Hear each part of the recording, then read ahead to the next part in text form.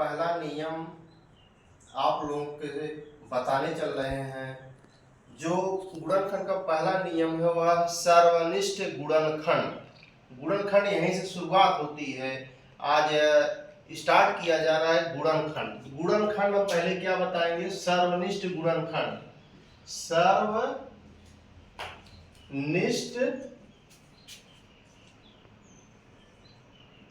गुणनखंड।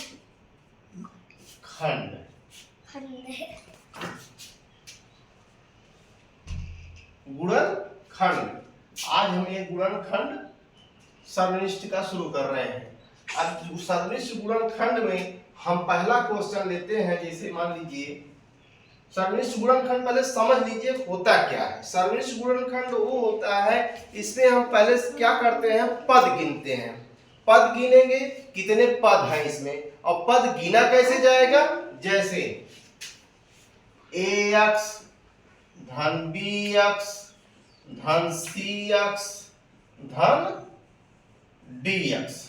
इसको हम ax plus bx plus cx plus dx भी पढ़ेंगे। हाँ, और पद गिना कब जाता है, कैसे गिना जाता है पद, इसके बारे में हमको जानना पड़ेगा। अब यहाँ पर कोई निशान नहीं दिया गया है, तो यहाँ पे हम कौन सा चिन्ह मानेंगे? प्लस का।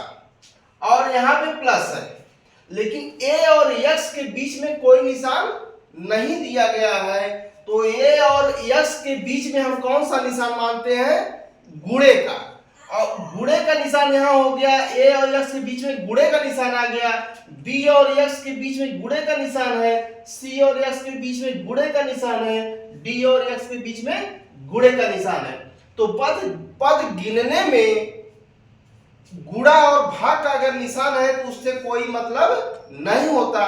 पद गिनने में हमको केवल दो निशान का जरूरत पड़ती है। जैसे यहाँ प्लस है, यहाँ प्लस है, तो इसके बीच में एक पद माना जाएगा। यहाँ प्लस है, यहाँ प्लस है, तो इसके बीच में एक पद माना जाएगा। यहाँ प्लस है, यहाँ प्लस है, तो इसके बीच में एक पद माना जाएगा। यहाँ प्लस है, इधर कोई भी निशान हो, चाहे ऋण हो चाहे प्लस हो, यहाँ तक एक पद माना जाएगा। प्लस और माइनस का ही, प्लस और माइनस का ही जो होता है उसी को पद के रूप में गिना जाता है। जैसे यहाँ पे एक पद, यहाँ दो पद, यहाँ तीन पद, यहाँ चार पद। अब चार पद हो गया तो इसे क्लियर हो गया कि हमारे पास चार पद है। चार पद है, इसका मतलब इसमें हम सर्वनिष्ठ गुणन का पहला नियम लगा रहे हैं। पहले हम पद गिनते हैं, पद गिनने के बाद क्या करते हैं, उसमें हम अब चारों पदों में देखते हैं कि कोई ऐसा अक्षर है जो सभी पदों में है। देखें यहाँ a है, इधर a नहीं है, यहाँ a भी नहीं है, यहाँ a नहीं है। तो अब अगली बार अक्षर पे चलते हैं। यहाँ x है, तो यहाँ भी x है, यहाँ भी x है, यहाँ भी x है। इसका मतलब चारों पदों में x है। चारों पदों में x है, तो x जब चारों पदों में मिल गया तो हम क्या करेंगे? x को हम कॉमन ले लेंगे। कॉमन मतलब उभयनिष्ठ। तो यहाँ पहले बराबर देंगे। सर्वप्रथम बराबर x जो है यहाँ पे जो है, इसको हम क्या किए? कॉमन ले लिए। जब कॉमन लेके हम यहाँ छोटा कोष्टक लगा देते हैं और ये ax में x से हम भाग दे देंगे। क्या करेंगे? ax भागे x। जिसे अगर नहीं बात समझ में आ रही है तो अलग हम लिख लेंगे ax बटा x। a और x के बीच में गुणे का निशान है, तो a और x के बीच में गुणे का निशान है, तो इसको इस तरह भी लिखा जा सकता है a गुणे x बटा x। x से कट गया, क्या बचा यहाँ पे? a। तो a जो बचा, इस x से समझो भाई कट रहा है, क्या बचा? a। और यहाँ धन माना जाता है। क्या माना जाता है यहाँ पे? धन। यहाँ प्लस माना जाता है। इस प्लस का इस प्लस में जब गुणा होगा तो क्या होगा? यहाँ पे प्लस। और यहाँ bx है, bx में x भाग करेंगे, जैसे मैंने यहाँ पे किया उसी तरह से x से कट जाएगा, क्या बचेगा? b। तो यहाँ पे क्या बचा? b। और यहाँ प्लस है, प्लस में प्लस का हमने भाग किया, क्या बचा? प्लस। और यहाँ x में x से भाग करेंगे तो x कटेगा तो क्या बचेगा c, और फिर प्लस में प्लस का हमने भाग किया तो क्या बचा प्लस, और dx में x से भाग करेंगे तो क्या बचेगा x कट गया तो क्या बचा d। एक क्वेश्चन एक कंप्लीट हुआ। इसमें बात अगर आपको समझ में आ गई तो ठीक है, नहीं फिर मैं अगले क्वेश्चन में आप अच्छी तरह से समझ जाएंगे। अगला क्वेश्चन क्या है देखिए, जैसे इसको हम मिटा दें, देख लीजिए इसको मिटा सकते हैं। देखिए अगला क्वेश्चन है आपके सामने है।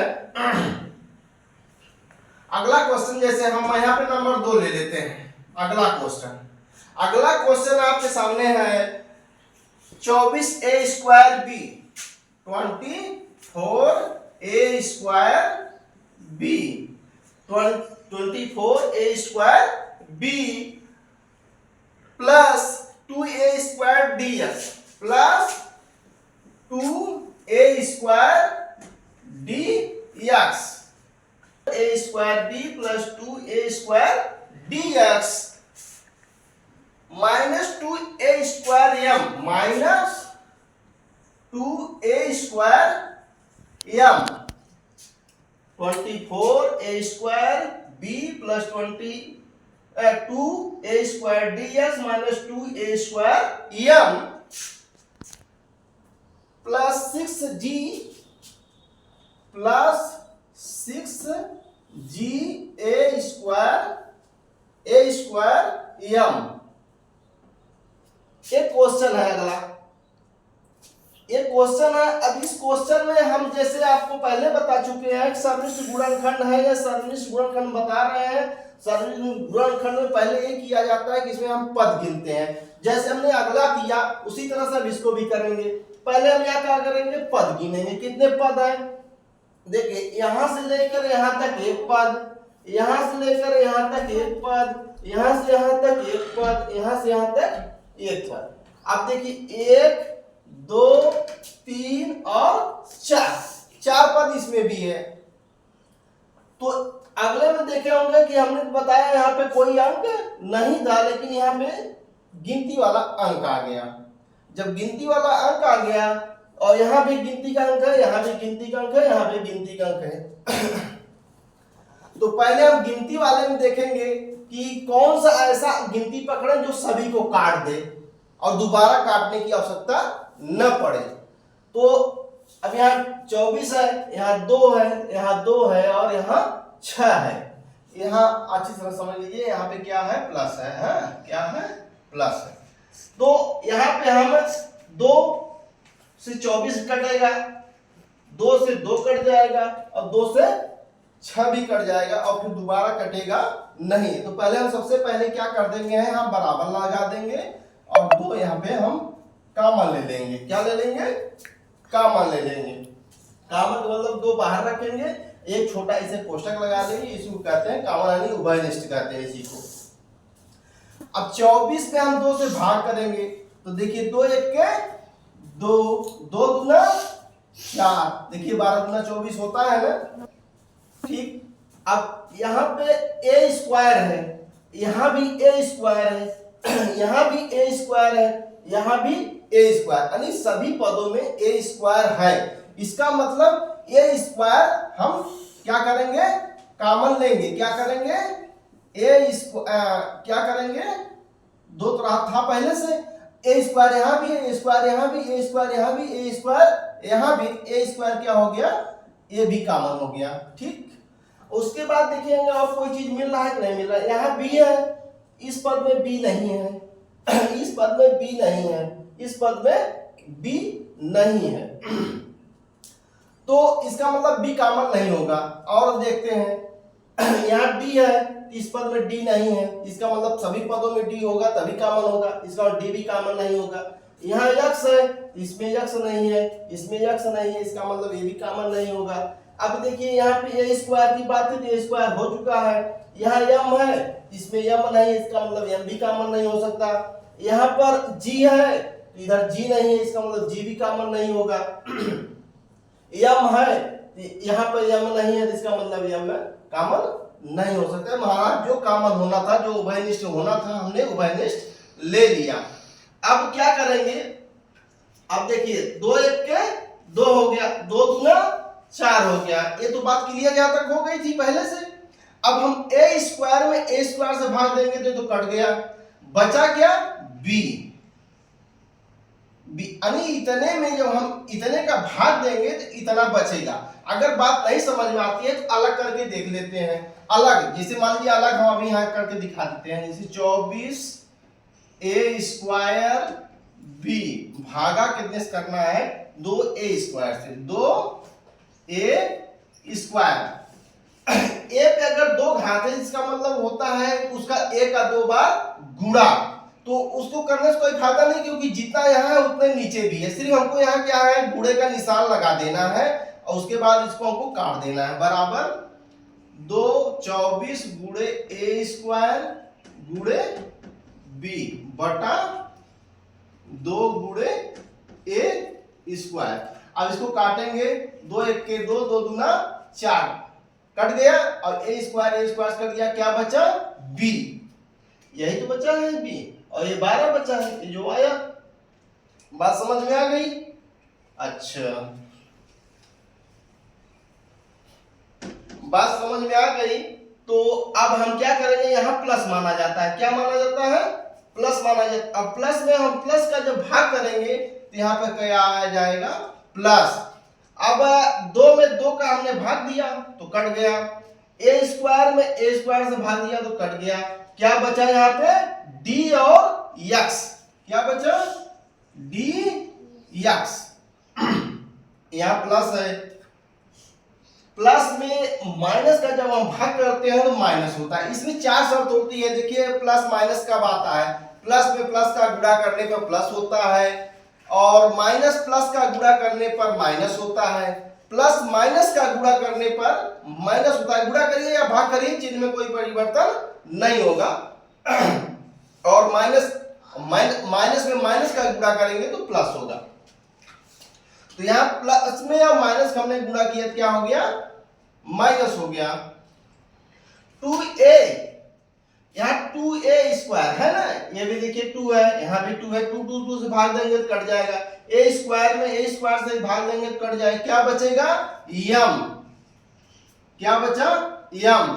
और यहाँ प्लस है, यहाँ प्लस है। प्लस में प्लस से भाग दिए क्या आया, प्लस। और यहाँ 2 है, और यहाँ 6ga स्क्वायर m, तो 2 से जब हम भाग देंगे 6 में तो 2 तिहाई 6। और यहाँ a स्क्वायर है, a स्क्वायर से कट गया, क्या बचा, gm। क्या बचा, gm। ये आपका सवाल कंप्लीट होता है। अब इससे छोटा ये नहीं होगा। ये सर्वनिष्ठ गुणनखंड का दूसरा सवाल आप अच्छी तरह से समझ गए होंगे। समझ गए हैं तो फिर मैं अगला क्वेश्चन आज बताता हूं। जैसे तीसरा क्वेश्चन, मतलब 1 2 बता दिया। अब तीसरा क्वेश्चन हम लेते हैं, ऊपर से हम मिटा देते हैं, ऊपर से मिटा देते हैं। तीसरा क्वेश्चन हम लेते हैं। तीसरा क्वेश्चन है mx स्क्वायर। तीसरा question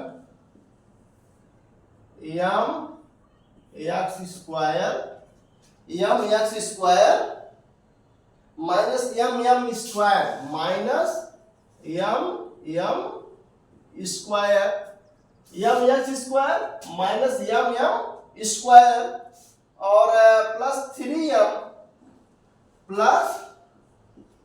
3m minus 4m square. अब इस क्वेश्चन से और कंफर्म हो जाएगा कि ये सर्वनिष्ठ गुणनखंड कॉमन लेके हम कैसे उभयनिष्ठ करते हैं, ठीक ना। ये गुणनखंड का पहला नियम है जो बताया जा रहा है आपको। तो यहाँ पे हम बराबर लगा देंगे पहली बात। और सबसे पहले हम करेंगे क्या, इसमें वही पद गिनने वाली बात है। पहले एक पद, यहाँ से यहाँ तक एक पद। अब कुल कितने पद हो गए, 1 पद, 2 पद, 3 पद, 4 पद। ये हम पहले बता चुके हैं पद कैसे गिना जाता है। जैसे यहाँ प्लस है, यहाँ माइनस है, तो इसके बीच में जो होगा 1 पद होगा। गुणे भाग से पद गिनने में कोई मतलब नहीं होता है। तो यहाँ प्लस यहाँ माइनस, तो एक पद हो गया, यहाँ माइनस यहाँ प्लस, यहाँ एक पद हो गया, यहाँ प्लस यहाँ माइनस, यहाँ एक पद हो गया, यहाँ माइनस, इधर कोई भी निशान हो, चाहे माइनस हो चाहे प्लस हो, यहाँ प्लस ही माना जाए, कोई निशान है जिसका मतलब ये एक पद। तो कुल पदों की संख्या 1 2 3 4, पदों की संख्या 4। जब ये क्लियर हो गया, हमारे 4 पद हो गए, तब हम क्या करेंगे, यहाँ पर हम देखेंगे चारों पदों में कोई ऐसा अक्षर है, ऐसा गिनती है जो चारों पदों में मिलने लायक है। देखिए यहाँ पे यम स्क्वायर है ना, तो इसका मतलब हम क्या करेंगे, यम यहाँ पे हम कॉमन मिल रहा है। जब कॉमन मिल रहा है जिसको हम ऐसे करेंगे, यम एक्स स्क्वायर में यम से भाग दे देंगे, तो क्या बचेगा, यम कट गया, क्या बचा, एक्स स्क्वायर बचा, क्या बचा, एक्स स्क्वायर बचा। यहाँ पे प्लस माना जाता है, और प्लस में माइनस का जब हम भाग करेंगे तो माइनस आएगा, और यम एक घात इस पे है, यम पे दो घात इस पे, गुणा करने पर क्या होती, घात आपस में जुड़ जाती है, यानी दो घात यहाँ, एक घात यहाँ, कुल यम पे कितनी घात हो गई, 3 घात हो गई। या उस तरह मानिए या ना मानिए, यम ये अलग माना जाए, यहाँ जुड़े का निशान है, तो ये कम यम इससे कट गया, क्या बचेगा, यम स्क्वायर बचेगा, क्या बचेगा, यम स्क्वायर बचेगा, प्लस यहाँ 3m यहाँ यम, इस इतने में हम इतने जब भाग दे देंगे तो यम जो है यम से कट गया, तो क्या बचा, 3। अब यहाँ प्लस में हम माइनस का जब भाग करेंगे क्या होगा, माइनस। अब यहाँ यम और यहाँ यम स्क्वायर, यहाँ दो घात है, यहाँ पे एक घात मानी जाएगी, अब कोई घात नहीं दिया रहता तो एक घात मानी जाती है, धन में एक घात मानी जाएगी। तो यहाँ यम पे दो घात है, एक घात कट गई, केवल यम बचा, क्या बचा, यम बचा और 4 बचा, यहाँ 4 यम बचा। ये आपका सवाल ये भी कंप्लीट हुआ। अभी आप तीसरा अगर सवाल कंप्लीट कर लेते हैं तो समझ लीजिए बात क्लियर हो गई। क्लियर यहाँ तक हुई। अगर इसके आगे भी अगर आपको अभी कंफर्म नहीं हो पा रहा है सदिश गुणनखंड कैसे लगाया जाता है, तो हम चौथे क्वेश्चन में और बारीकी से समझाते हैं। ये 3 क्वेश्चन हमने आपको अच्छी तरह से समझाया। अब हमको ये लगता भी होगा कि आपकी बात आपको ये बात, हमारी बात आपको समझ में आ गई। आप सर्वनिष्ठ गुणनखंड अच्छी तरह से समझ चुके हैं, और अगर नहीं समझ में आया है तो अगली वीडियो में मैं और बारीकी से आपको समझाने का प्रयास करूंगा, जिससे कि आप इसे अच्छी तरह से समझ लें। भविष्य में कभी जिंदगी में आपको सर्वनिष्ठ गुणन की अगर आवश्यकता कहीं पड़ जाती है तो आपको भूलने या उसे भटकने की कोई आवश्यकता नहीं पड़ेगी। बस आज इधर, अगले वीडियो फिर आपके सामने मैं पेश हो जाऊंगा। ठीक।